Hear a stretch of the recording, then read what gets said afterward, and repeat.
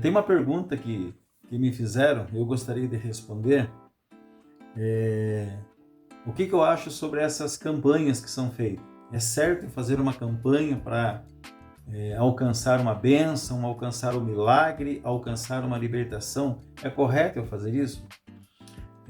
Primeira coisa que eu queria deixar claro, em poucos minutos, é que não é o que eu acho, o que alguém acha, o que nós achamos, mas é se tem base bíblica, e não tem.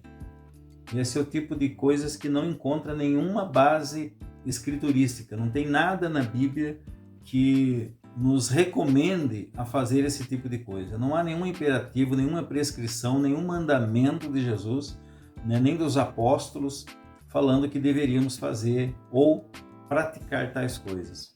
Segunda coisa que nós temos que analisar é que, invariavelmente, as pessoas não conseguem os seus objetivos nessas campanhas. Até porque a Bíblia fala que todas as coisas de Deus é pela graça.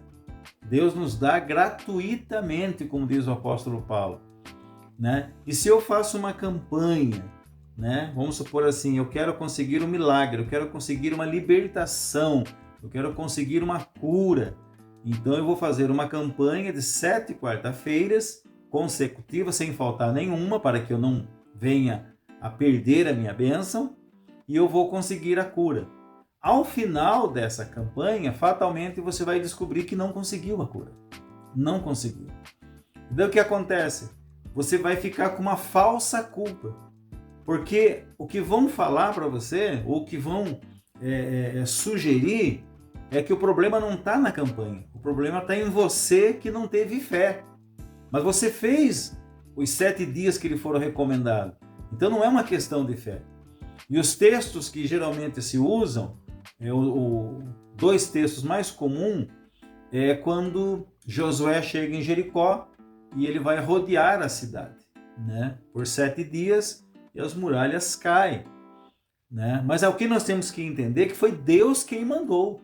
Foi o Senhor quem ordenou para que eles fizessem aquilo e, de fato, em cumprimento à palavra de Deus, os muros caíram.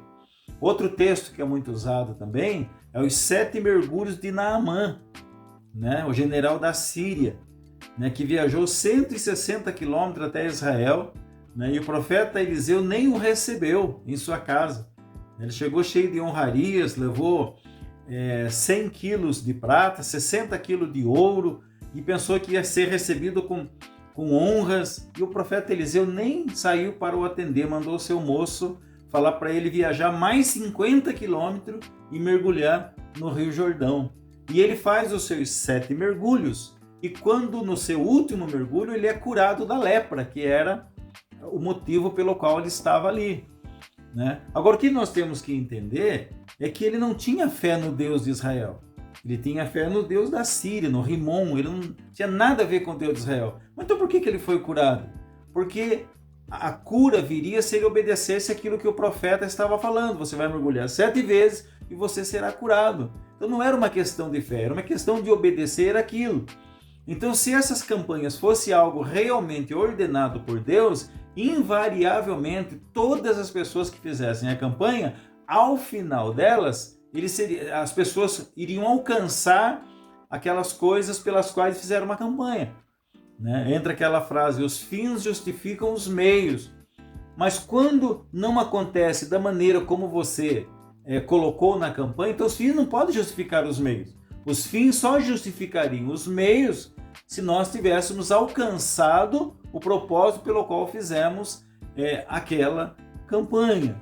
E uma última coisa que nós temos que não podemos deixar de observar é que isso está mais relacionado com o ato de nos servirmos de Deus do que servirmos a Deus, de vendermos as almas dos homens para a nossa própria manutenção.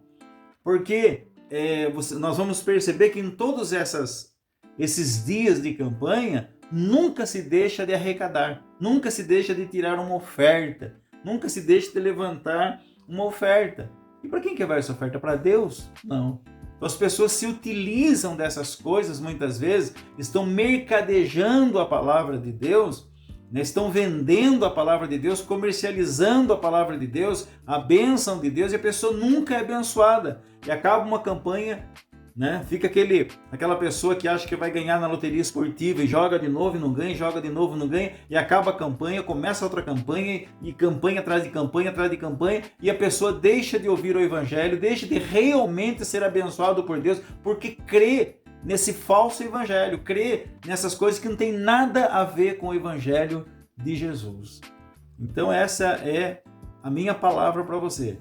Se você tem entrado nesse ciclo vicioso, procure uma igreja onde unicamente se pregue o evangelho, onde você possa pegar a tua família e lá, se você faltar, não tem problema. Não, você só vai perder aquele culto, você vai perder aquela palavra, você vai perder aquele momento de comunhão, mas você não vai perder a bênção, não vai perder nada dessas coisas. Não vamos colocar terror sobre a tua vida. Eu me lembro de uma senhorinha que ela estava, não só uma, podemos usar ela como exemplo, mas quantas que por algum motivo ou outro é obrigado a quebrar aquela corrente e a pessoa fica com mais problema ainda.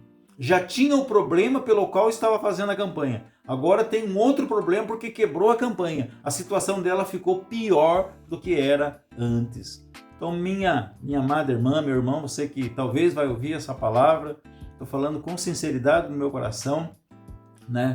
Eu quero ler aqui um texto para me encerrar. Eu sempre gosto de usar um texto como referência, dessa vez eu vou usar no final. O apóstolo Paulo falando aos Coríntios, capítulo 10, 2 Coríntios, capítulo 2, versículo 17, ele fala assim: mas porque nós não estamos como tantos outros, mercadejando a palavra de Deus, comercializando, vendendo. Mercadejando vem de mercado, daquilo que você compra, a palavra de Deus.